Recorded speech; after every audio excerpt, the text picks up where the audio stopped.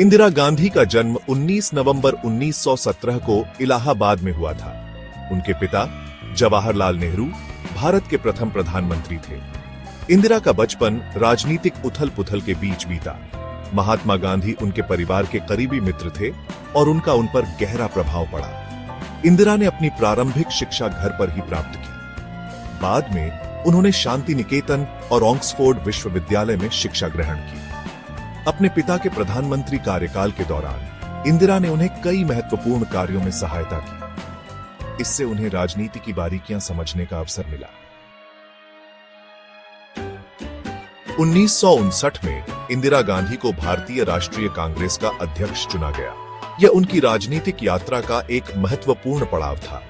1964 में जवाहरलाल नेहरू के निधन के बाद उन्हें सूचना और प्रसारण मंत्री बनाया गया। 1966 में लाल बहादुर शास्त्री के आकस्मिक निधन के बाद इंदिरा गांधी भारत की प्रधानमंत्री बनी। इंदिरा गांधी एक दृढ़ निश्चयी और करिश्माई नेता थी।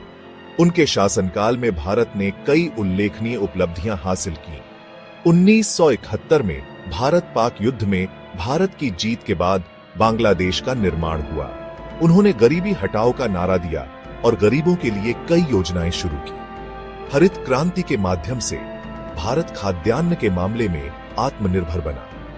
1974 में भारत ने अपना पहला सफल परमाणु परीक्षण किया। 1975 में राजनीतिक उथल-पुथल के बीच इंदिरा गांधी ने देश में आपातकाल की घोषणा कर दी। इस दौरान नागरिक स्वतंत्रता को कम कर दिया गया था। फिर 1977 में आपातकाल हटा लिया गया और आम चुनाव हुए। कांग्रेस पार्टी चुनाव हार गई और इंदिरा गांधी को सत्ता से हाथ धोना पड़ा। लेकिन 1980 में इंदिरा गांधी फिर से प्रधानमंत्री बनी।